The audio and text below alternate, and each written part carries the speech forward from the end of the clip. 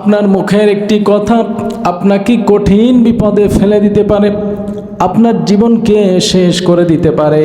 একটি কথা যদি আপনি বলে ফেলেন, মনে রাখবা মুসলমান, এমন কোনো কথা বলা যাবে না যেই কথার দ্বারা বিশেষ করে আমি ঈমান হারা হয়ে যাই, যেই কথার দ্বারা আমার ঈমান শেষ হয়ে যায়, যেই কথার দ্বারা মানুষ কষ্ট পায়, এমন কোনো কথা উচ্চারণ করো না। আল্লাহ পাক রব্বুল আলামিন তোমাকে নিষেধ করেছেন। আল্লাহ পাক রব্বুল আলামিন বললেন, মা ইয়ালফিজু মিন কাউলিন ইল্লা লাদাইহি রাকীবুন আতীদ। আল্লাহ পাক রব্বুল আলামিন বলে, মানুষ যেন এমন কোনো কথা উচ্চারণ না করে, কারণ হলো যেই কথা উচ্চারণ করলে তার জাহান্নাম তারপরে ওয়াসিব হয়ে যায়।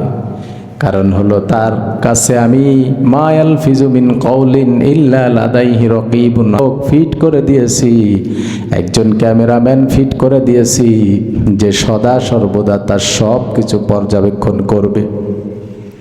বান্দা যেন এমন কোনো কথা না বলে, বান্দা যেন এমন কোন আচরণ না করে যেই আচরণ দ্বারা, বান্দা যেন এমন কোনো কথা না বলে, বান্দা যেন এমন কোন আচরণ না করে যেই আচরণ দ্বারা, যেই কথা দ্বারা বান্দার জীবনের গুনাহ তো মাপ দূরের কথা, বান্দার আমল নামায় যেন ফেরেশতা গুনাহ না লাগে। আল্লাহ পাক বললেন, এজন্য মা ইয়ালফিজু মিন কাউলিন ইল্লা লাদাইহি রাকীবুন আতীদ। আল্লাহ বললেন, বান্দা শোনো, তোমার কিন্তু একজন পর্যবেক্ষণ ফিট করে দিয়েছি, যেই পর্যবেক্ষণকারী তোমাকে সদা সর্বদা 24টা ঘন্টায় পর্যবেক্ষণ করে। কোথায় যাও, কোথায় থাকো, কোথায় ঘুমাও, কোথায় খাও, সব কিছু পর্যবেক্ষণ করে রেকর্ড করে রাখছে, তুমি কিন্তু পার পাবা না। আল্লাহ পাক রব্বুল আলামিন যেমনভাবে বুঝালেন বিশ্বনবী সাল্লাল্লাহু আলাইহি ওয়াসাল্লাম, তার সাথে ঠিক মিল রেখে হাদিস শরীফের ভিতরে বিশ্বনবী বলেন, আমার উম্মতরা শোনো, আমার যুবক ভাইরা শোনো, আমার মা বোনরা শোনো। বিশ্বনবী বললেন, ও আমার উম্মতরা শোনো, অযথা কোনো কথা বলবে না, কারণ অযথা কথা বলবে আজকে যারা টিকটক বানায়, বিভিন্ন খারাপ ভিডিও বানায়, অযথা যেসব কথা বলে তাদের জন্য আফসোস হয়। বিশ্বনবী বললেন, অযথা কোনো কথা তোমরা বলবে না, অযথা কোনো ভিডিও বানাবে না, অযথা কোনো ভিডিও ফুটেজ তৈরি করবে না। কারণ হলো তোমার মুখের কথা সাথে সাথে রেকর্ড হয়ে গেল, জাহান্নামের জন্য তোমার মুখের কথা কিন্তু যথেষ্ট হয়ে যায়। বিশ্বনবী সাল্লাল্লাহু আলাইহি ওয়াসাল্লামের জন্য বললেন সাহাবীদেরকে, ও আমার সাহাবীরা শোনো, যদি তোমরা পারো আল্লাহর প্রশংসা করো, আল্লাহর প্রশংসা করো, আল্লাহর প্রশংসা করো।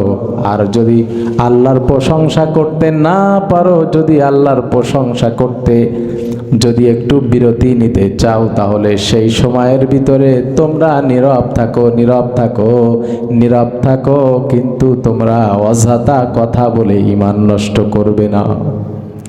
আল্লাহ পাক রব্বুল আলামিন এজন্য বললেন, ফাজকুরুনি আযকুরকুম ওয়াশকুরুলি ওয়ালা তাকফুরুন।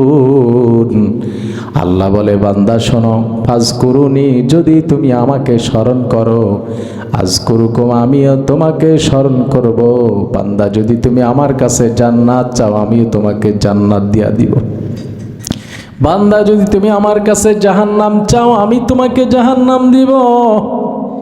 বান্দা যদি তুমি আমার কাছে রিজিক চাও, আমি তোমাকে রিজিক দিব।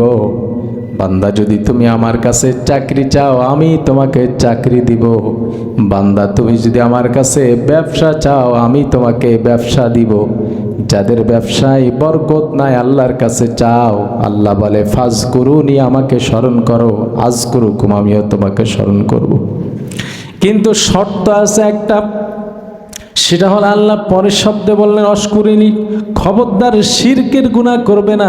আর বিশেষ করে আমার প্রশংসা করো বান্দা, আমার প্রশংসা করো, আমার প্রশংসা করো। ওয়ালা তাকফুরুন, লাস্টে বললেন খবরদার অস্বীকার করবে না।